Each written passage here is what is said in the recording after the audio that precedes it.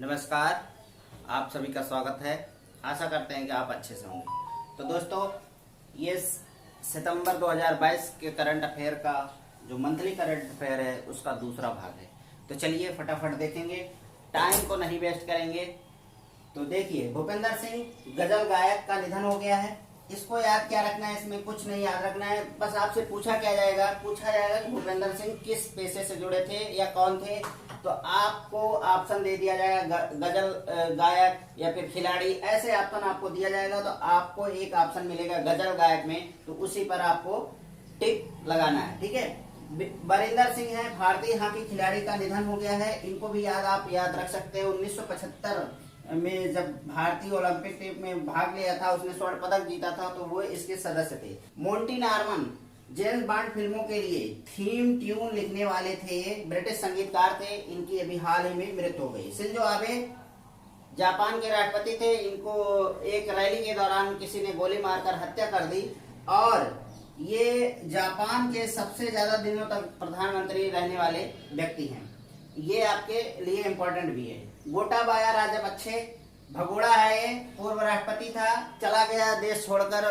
जब देश के लोग समस्या में थे तो ये देश छोड़ दिया। उसके बाद जो प्रधानमंत्री थे श्रीलंका के विक्रमसिंघे, इनको अंतरिम राष्ट्रपति नियुक्त कर दिए गए। अभी हाल ही में फिर लौटा है ये।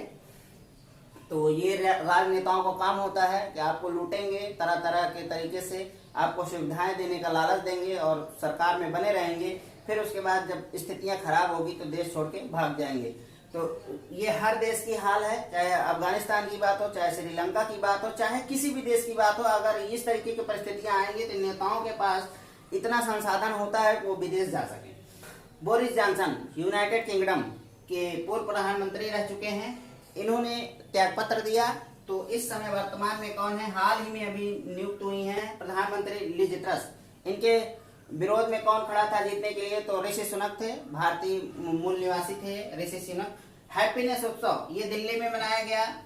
ठीक है। ये दिल्ली सरकार की एक पाठ्यक्रम योजना थी। 4 साल पूरा होने के बाद की वजह से इसको थोड़ा सा मनाया गया, करीब 15 दिन के लिए। आरबीआई और बैंक इंडोनेशिया में समझौता अभी हाल ही में हुआ है। किस पर हुआ है, तो डिजिटल वित्तीय नवाचार के लिए, एंटी मनी लॉन्ड्रिंग के लिए, आतंकवाद के वित्त पोषण का मुकाबला करने के में सहयोग हेतु के लिए किया गया। ठीक है। भारत नामीबिया के बीच एक समझौता हुआ है जो कि बहुत ही इंपॉर्टेंट है, आपके पेपर में आने वाला 100%। जैसा कि आप सभी जानते हैं कि भारत में जो भी चीते थे वो विलुप्त हो चुके हैं। अब भारत में चीते नहीं रह गए हैं, तो उनको फिर से पुनर्वास के लिए, उनको फिर से बसाने के लिए भारत ने जो है नामीबिया के साथ एक समझौता किया है। नामीबिया से कुछ चीते लाए जाएंगे, करीब 8 जोड़े चीते लाए जाएंगे। उनको पहले मध्य प्रदेश के कूनो राष्ट्रीय उद्यान में, जिसको ना पता हो, कूनो राष्ट्रीय उद्यान वेरी इंपॉर्टेंट हो जाता है। अगर जिनको ना पता हो जान लें कि कूनो राष्ट्रीय उद्यान जो है कहाँ है, तो मध्य प्रदेश में है। यहाँ इनको लाके बसाया जाएगा। पहले इनको एक बाड़े में रखा जाएगा, वहां प्रजनन कराया जाएगा। कुछ की संख्या जब बढ़ेगी तो इनको खुले जंगल में छोड़ा जाएगा। तो यही है इम्पोर्टेंट, ये बहुत ही इंपॉर्टेंट है, आपके पेपर में बनने वाला है। इसको बिल्कुल भी हल्के में मत लीजिएगा। स्प्रिंट चैलेंज क्या है, स्प्रिंट चैलेंज जो है प्रधानमंत्री मोदी ने नई दिल्ली में जो है स्प्रिंट चैलेंज के तहत स्वदेशीकरण तथा भारतीय नौसेना में कम से कम 75 नई स्वदेशी प्रौद्योगिकियों के उत्पादन के लिए एक चैलेंज रखा है, एक लक्ष्य रखा है कि आप ज्यादा से ज्यादा जो है स्वदेशी चीजों का के तहत उनका निर्माण करिए। स्प्रिंट चैलेंज यही है। काशी यात्रा योजना क्या है, ये है कर्नाटक सरकार की योजना।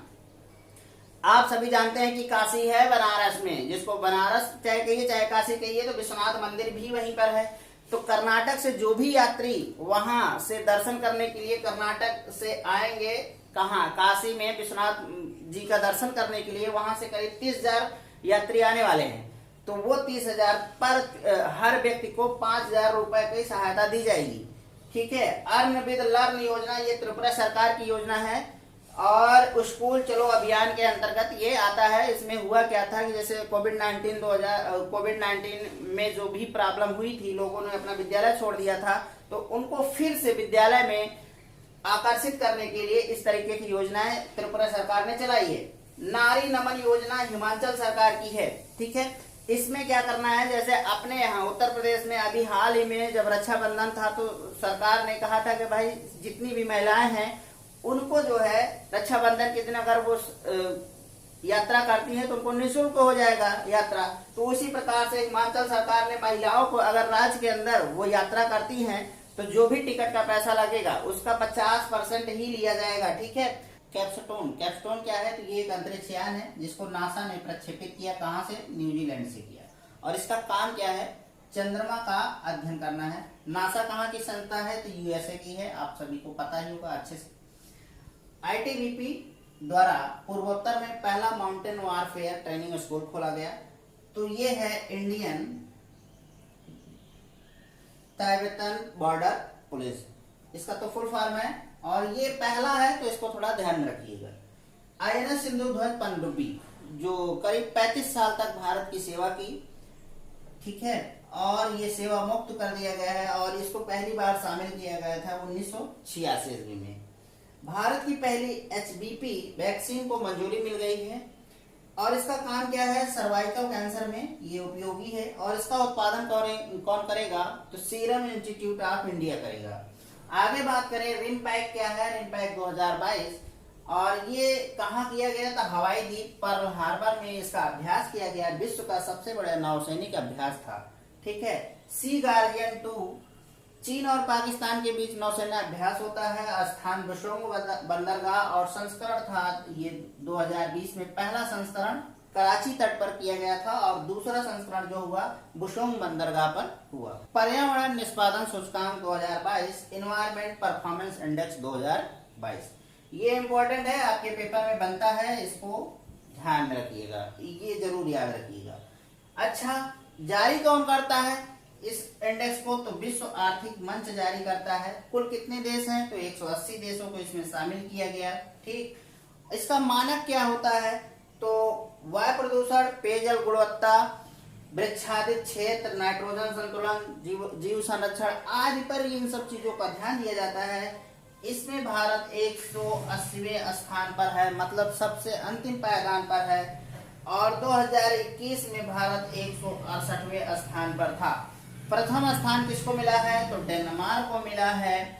पाकिस्तान 176वें स्थान पर है, अफगानिस्तान 81वें स्थान पर है, भूटान 50वें स्थान पर है, श्रीलंका 132वें स्थान पर है, चीन 160वें स्थान पर है। मुझे इस इंडेक्स में थोड़ी सी गड़बड़ी जरूर लग रही है क्योंकि भारत इतना खराब परफॉर्मेंस मुझे नहीं समझ में आ रहा है।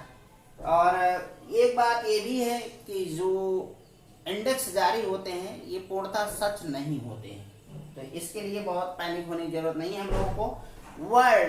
वर्ल्ड कॉम्पिटिटिव रैंकिंग 2022 की बात करें तो इसमें कुल 63 देश शामिल होते हैं और भारत को 37वां स्थान मिलता है। 2021 में भारत का 43वां स्थान था। कहने का मतलब 6 पायदान भारत ऊपर चढ़ा है। प्रथम स्थान डेनमार्क और द्वितीय स्थान स्विट्जरलैंड और तृतीय स्थान सिंगापुर को दिया गया है। संस्था जारी करने वाली है international institute for management and development और ये संस्था है कहां पर? तो स्विट्जरलैंड में है, ठीक है। जवाहरलाल नेहरू पोर्ट जो है, पोर्ट क्या होता है? बंदरगाह होता है, ठीक है। PPP पब्लिक प्राइवेट पार्टनरशिप, इसका अर्थ क्या हुआ कि सरकार और प्राइवेट संस्थाएं जो हैं, प्राइवेट कंपनियां जो हैं मिलकर इस पोर्ट को चलाएंगी और अब ये 100% भागीदारी होगी प्राइवेट कंपनियों की, ठीक है। और ये जवाहर पोर्ट है कहाँ? तो मुंबई महाराष्ट्र में। भारत का पहला, मैंने जैसा कि आपको बता ही दिया, हेनले पासपोर्ट इंडेक्स 2022, इसमें भारत का 87वां स्थान है, 87। अगर बात करें प्रथम स्थान पर कौन है तो जापान, सिंगापुर, दक्षिण कोरिया है।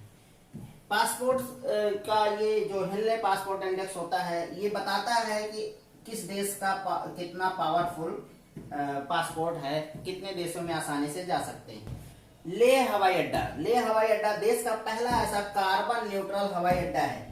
ये जो है कार्बन उत्सर्जन को कम कर देगा और प्रतिवर्ष 900 टन कार्बन उत्सर्जन को कम करेगा। देश का पहला ऐसा हवाई अड्डा बन जाने वाला है।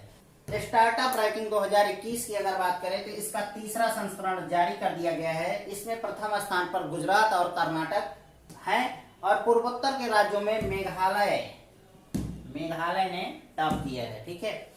मुंबई दिल्ली की अगर बात करें तो कास्ट ऑफ लिविंग मूल्यांकन के अनुसार सबसे महंगे शहर हैं। मतलब विदेशियों के लिए ये शहर दिल्ली और मुंबई बहुत ही महंगे हैं। अरे विदेशियों की बात छोड़िए, भारतीयों के लिए भी बहुत महंगे हैं। यहाँ रहना मुश्किल है।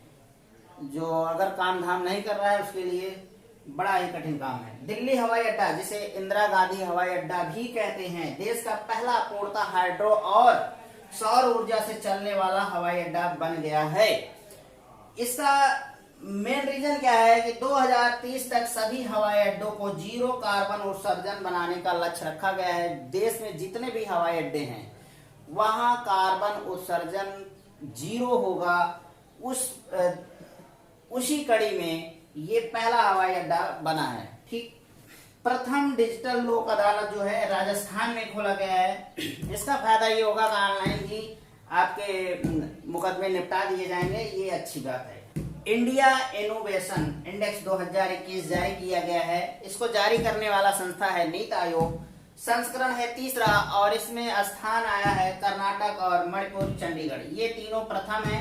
कर्नाटक राज्यों में है, मणिपुर जो है पहाड़ी राज्यों में प्रथम स्थान पर है और चंडीगढ़ जो है केंद्र शासित प्रदेशों में प्रथम स्थान पर है। केरल की बात करें तो केरल का एक ऐसा राज्य बन गया है जिसके पास खुद का इंटरनेट सेवा उपलब्ध है, किसी से लेने की जरूरत नहीं है। ये बहुत अच्छी चीज है। तो देश का पहला है, इसलिए आप इसको ध्यान रखिएगा। जितने भी करंट अफेयर होते हैं सारे के सारे इंपॉर्टेंट हैं आपके लिए। आलतू फालतू का करंट अफेयर नहीं होता है इसमें, क्योंकि सैकड़ों क्वेश्चनों के बाद इसमें से कुछ क्वेश्चन आपके पास मैं लाता हूं। और ये मंथली करंट अफेयर है, जैसा कि आप सभी जानते हैं। अगर चैनल को सब्सक्राइब नहीं किए हैं तो जरूर सब्सक्राइब कर लीजिए। और बात करें, भारत का पहला ई वेस्ट पार्क दिल्ली में बनाया जा रहा है। ई वेस्ट पार्क क्या होता है? जो भी हम लोग प्लास्टिक कचरे को यूज करते हैं बाद में वो खराब तो होता नहीं है, पड़ा रहता है, पर्यावरण को नुकसान करता है। तो उसको रिसाइकल करने के लिए, रिसाइकल क्या है, उसको फिर से नए सिरे से बनाने के लिए ई वेस्ट पार्क का निर्माण करा गया है। और ये करीब 21 एकड़ जमीन में फैला हुआ है दिल्ली में। केंद्र की नई शिक्षा नीति को अपनाने वाला पहला राज्य उत्तराखंड बन गया है। तो आप लोगों के लिए, आप लोगों को कैसा लगा ये करंट अफेयर, आप लोग जरूर बताइए कि आपको इसमें कितने क्वेश्चन फालतू लगे। इसको भी आप मुझसे डिस्कस कर सकते हैं। वैसे तो मैं कहूंगा कि आप नोट्स बनाइए, बहुत ही काम का होगा आपके लिए ये नोट्स। डेली करंट अफेयर के बजाय आप मंथली करंट अफेयर को फॉलो करिए। इसलिए नहीं कि मैं मंथली करंट अफेयर डालता हूं, इसलिए कि आपका समय बचेगा और आप अच्छा कर पाएंगे। और पेपर टाइम में आप रिवीजन कर सकते हैं अगर नोट्स बनाए रहेंगे।